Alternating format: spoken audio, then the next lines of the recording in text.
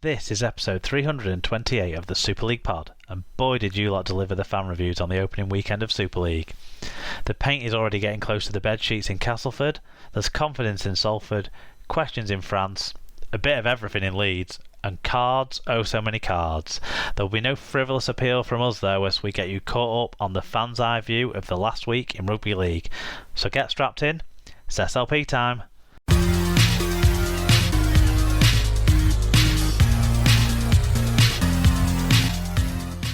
Hello listeners, welcome along. It's episode 328 of the Super League pod. This week you have myself, Mark, and I'm joined by Scoots, Sarah. It's your first time this year. I know, craziness. Well, it's your own fault for double booking yourself when we had the predictions show. I know. I don't know what happened with my my calendar. It's the joys of technology. It loads from it, including the pod. So when I looked, I was like, yeah, I can do a meeting that day. And then I was like, oh no. Well, at least you know we've got you now, and we didn't make any too many controversial twistings of your predictions, did we, to make it seem like something you hadn't really said? No, true. Well, seeing as you're back, do you want to tell everyone about our sponsor? Yeah, so exciting things have happened in the off-season, and Super League Pod is now supported by Rob's Megastore, which stocks a wide range of toys, stationery, arts and craft ideas, pet accessories, books and of course Rugby League birthday cards. You can search for Rob's Megastore on eBay or find the link in our episode blog post on superleaguepod.com. And SLP listeners can use the code SLP10, which is SLP10, at checkout to get 10% off any orders over £5. Or you can enter SLP discount and give you 10% towards funding the show's running costs instead. Yep. So what we've got coming up today, it's the first round of Super League, and the cards were being delivered all weekend, not just on Valentine's Day, as the obvious joke goes. So our main focus this week will be on recapping those games. We'll slip in a few news stories that happened in and around those games as we go along as well. Bump a number of fan match reviews. I think well over 50 anyway, which is fantastic. So thanks everyone for getting in touch on the games. Running through what we made of we'll be running through what we made of everything, inevitably talking about those cards. We'll talk a little bit about goal kicking or goal missing, because there was a couple of games where that was a feature. We've got so much to get into really that we don't have time to really talk about the Ollie Wilkes and Jamie Acton ITV interviews that have just come out about an hour before we start recording this, about their drug taking and doping. They hadn't heard that we had moved to a Tuesday night recording, thought that they were doing the Tuesday night curse, but there you go. Yeah, and I think, Sarah, we're probably not the best qualified people to discuss those topics either, but we'll open up the news form for anyone who does want to comment on that we can discuss next week. It's me and David, no better qualified, but we'll be here. And no doubt as well, it's probably a story that's going to develop, isn't it, Sarah? There's going to be loads. This is it. Yeah, there'll be loads that comes out about bits and pieces and stuff. But yeah, so we'll that's for later. Most of today's going to be Super League show. Seeing as Super League games, seeing as we don't have the news as it was before, we really thought in this section we wanted to touch base on, you know, a big news story, a sad news story from this week. So Sarah, do you want to talk about Johnny Whiteley? Yeah, so former Great Britain player, coach and Hull FC legend Johnny Whiteley MBE has died aged 91. Whiteley was part of Test Series wins over Australia with the Lions as both a player and a coach, and he was part of 3 World Cup squads between 1954 and 1960. He also won the championship and played in Challenge Cup finals with Hull, for whom he scored 156 tries in 417 games. He coached both Hull FC and Hull KR. His services to rugby league were rewarded with an MBE in 2005. He also enjoyed huge success as both a player and coach with Great Britain, winning the Ashes series in 1958 and 1959, as well as coaching the last team to win a series in Australia in 1970. Having grown up in Hull, he was signed by his hometown Early Birds as a 20-year-old for £100 and would go on to make his debut that same season. He captained the club, leading them out at Wembley in consecutive Challenge Cup finals in 1959 and 1960, and then took over from the pioneering Roy Francis as head coach once his playing days were complete. Whiteley also contributed to the community game, founding the West Hull Amateur Club. Hull FC will pay tribute to Whiteley's life at Saturday's home game against St Helens. Yeah, Hull FC kind of dedicated their entire season to Gentleman Johnny Whiteley last year, didn't they? Really, with the special badge that they had on the kits and that last year. So for his 90th birthday, so at least he got to experience that tribute, and there's been tributes flowing in ever since this news came out yesterday on Monday, the 14th. So sad news, an absolute legend of our game. I mean, I'm sure he means a lot to you, Sarah. Yeah, I think it was really nice actually that the club were able to do that last year while he was alive. I don't know if you ever saw the video of them showing him the shirt with the tributes to him on it. It was really moving watching it, because he knew nothing about it happening until the finished shirt was given to him as a birthday present. And I think, yeah, it's great to be able to honour people once they've died, but actually to be able to honour them while they're still alive, it's more special. And yeah, I mean, he is just massive in the city. I saw something on Twitter yesterday that just said something about sad news to wake up to and black and white circle, and I thought, well, it's clearly got something to do with the club, but I've got no idea what. And then I scrolled down a bit further and it said, rumours are going around that Johnny Whiteley's died, and it really hit me as if he was like a friend or somebody I knew well. I think just because of the involvement he has and has always had.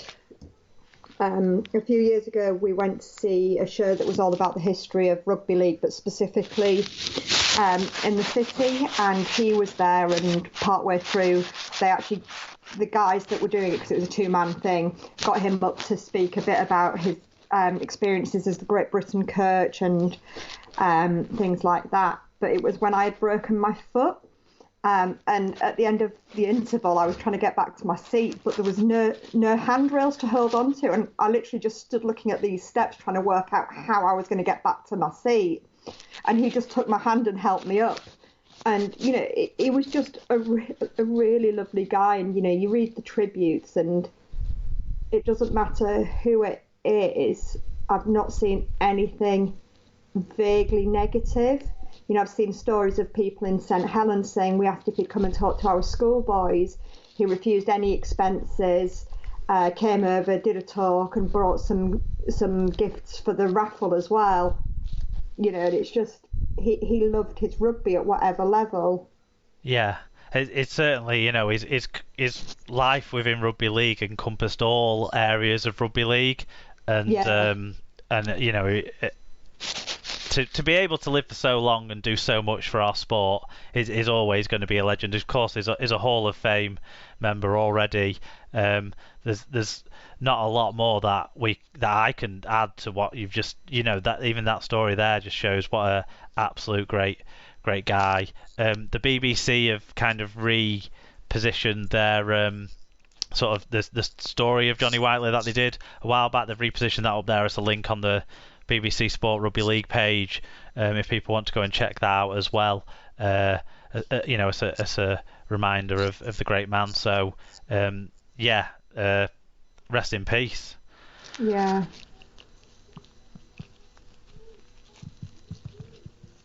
Okay, so people can get in touch and get involved with the show on social media. It's at Super League Pod on Twitter and Instagram, or it's facebook.com/Super League Pod. Thanks for anyone who does already follow us on those means. If you want to get in touch with something a bit longer, or if you're not on social media, you can email superleaguepod@gmail.com or visit superleaguepod.com to get the info on each episode. And on there, you'll get links to the Google Forms for your fan views so that we can share and discuss them on the show, because that's what this show's for. Don't forget as well to subscribe in whatever podcast app you're listening to us on, and leave a rating and review as well if you can. So, we totally encourage people getting in touch because we're here to share your fan views. So like I mentioned earlier, if you want to share some views on the Wilkes and Acton story, if you want to share, if you've got any stories about Johnny Whiteley that you want us to talk about, share those with us and we can tell those next week. If there's anything that comes up in the show this week as well that you want to sort of pass comment on or ask us about, then those are the methods to get in touch, and we appreciate your correspondence. Okay, we're now going to jump into our Super League Round 1 match reviews.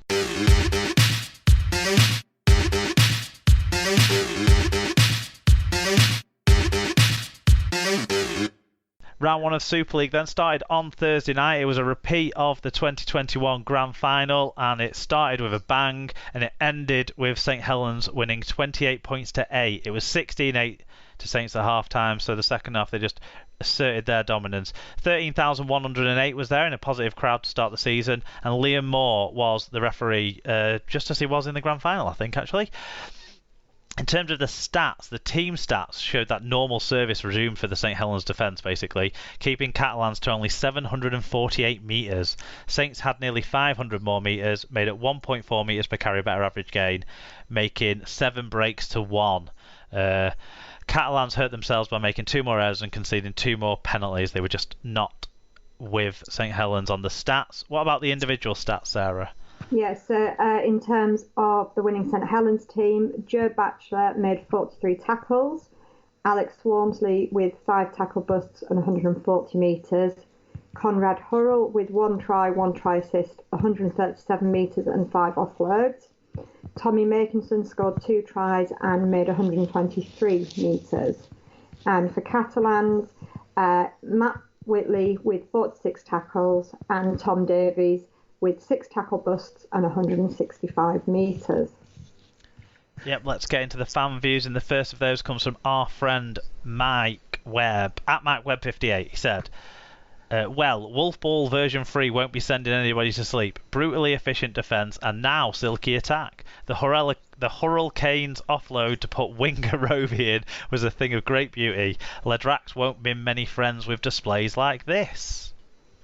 And at Official Frode said, Saints shown what level you need to be at if you want to win Super League.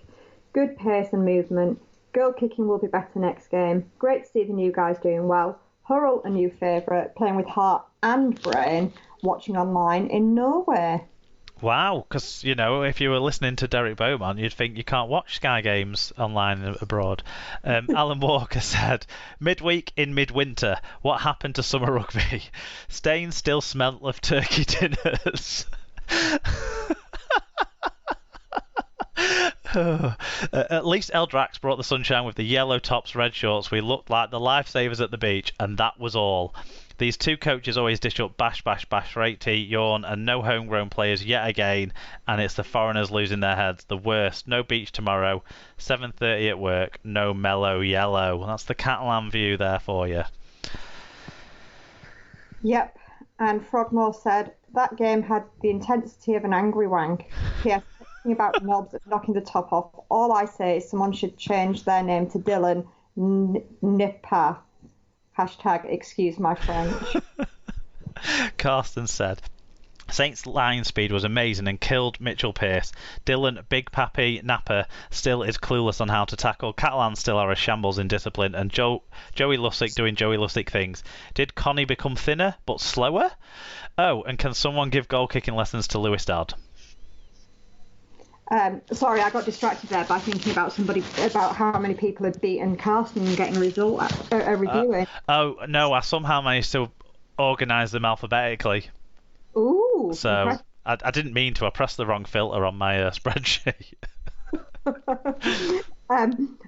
So next alphabetically is Mark W, who says Saints were good, especially in attack, but Catalans doing everything in their power to niggle and slow the game down is the story here. Pearce was basically anonymous and Napper was Napper. Going to be a long season if they can't work out how to actually play. Yeah, Paul Mac _79 said, enjoyable game if a bit scrappy, but that's to be expected in round 1. I thought the 10 metre was skinny for both sides and Catalans' grubbiness cost them. Impressed with Dodd, Walmsley, and even Lomax had some nice moments. I'm Aussie, but surely even you lot think JJB has no place being a broadcaster. He was incomprehensible.